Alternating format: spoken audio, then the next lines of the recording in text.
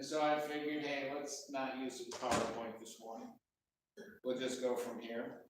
A pastor by the name of Jim Chapman asked his congregation not too long ago to submit some answers to the question, what will you be thanking God for this Thanksgiving?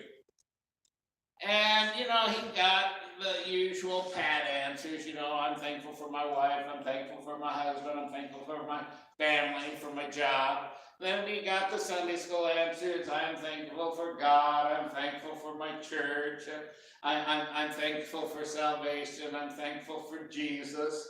And then he got a few answers from women in the church that did not exactly go along with the others. One woman wrote down, I will be thanking God for my automatic dishwasher. It will make it possible to get out of the kitchen before the family comes in and starts eating the rest of the turkey.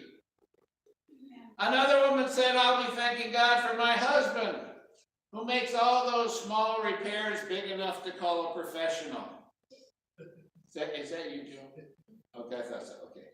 Another woman said, I am thankful for children who pick up their toys and put them away. And I hate that when their parents take them home. Another said, I'm thankful for my garden. It allows me to play, it allows me to deal with dirt outside of the house for a change. Another woman said, I'm thankful for my teenage son, who has taught me a totally different language.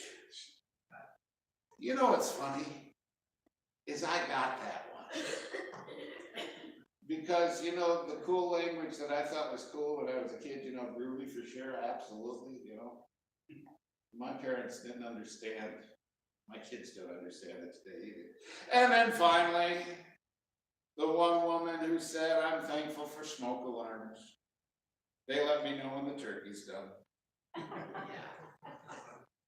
Now, as we bring this series of Thanksgiving to a conclusion, we've seen that we are to be thankful for the good things and for the bad things. We are to be thankful for the big things and the small things. And as 1 Thessalonians chapter 5, verse 18 says, we are to be thankful for all things. Whether it's good or whether it's bad, we are to be thankful for all things. Now, we look at the classic psalm of Thanksgiving, Psalms 136. Now, this psalm is referred to as the Great Hallel, or Hallel, Hallelujah I'll call it. Now, Hallelujah is the root word of the word that we commonly use and say hallelujah. Matter of fact, in that last song we sang hallelujah, which means God be praised. However, to the Jew, the hallelujah is basically a diagram of God's history in 5 points that starts with God's creation and ends with Christ, with the resurrection of the dead. And we're going to look at those 5 parts, and since this is called the Great Hallel, we're going to look at each of those parts, okay? The first part of the Great Hallelujah that we find in Psalms 136 is the creation of all things. We start reading in verse 5. To him that be wisdom, made the heavens, for his mercies endureth forever. To him that stretched out the earth above the waters, for his mercies endureth forever. To him that made great light, for his mercy endureth forever. To the sun to rule the day, for his mercy endureth forever. The moon and the stars to rule by night, for his mercies endureth forever. Now the next part of the Great Hallelujah is the exodus of Israel from Egypt, as we see in verses 10 through 12. To him that smote Egypt in their firstborn, for his mercy endureth forever, and brought out Israel from among them, for his mercy endureth forever. With a strong hand and with a stretched out arm, for his mercy endureth forever.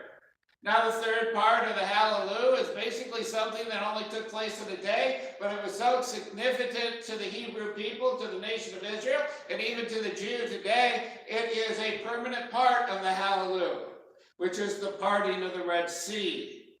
We see that in verse 13 through 15.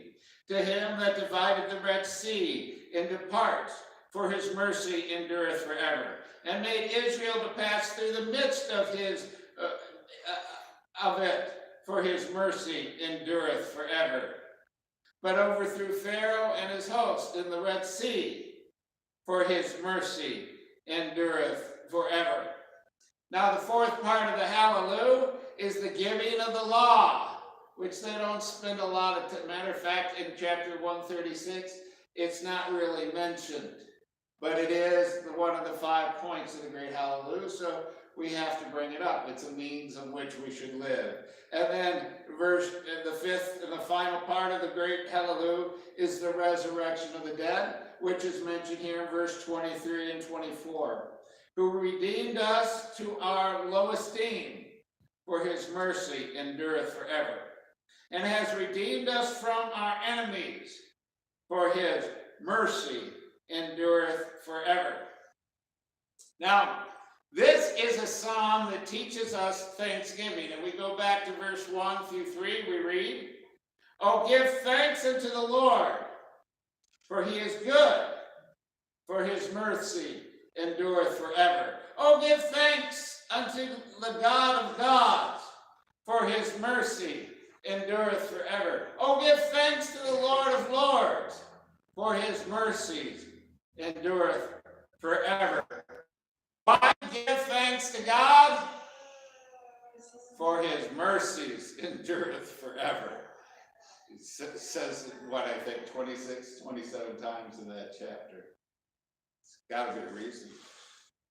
And in fact, chapter 136 teaches us to thank God for what he's done for us in the past, what he's doing for us today, and what he will continue to do for us in the future, because his mercies endureth forever. Now,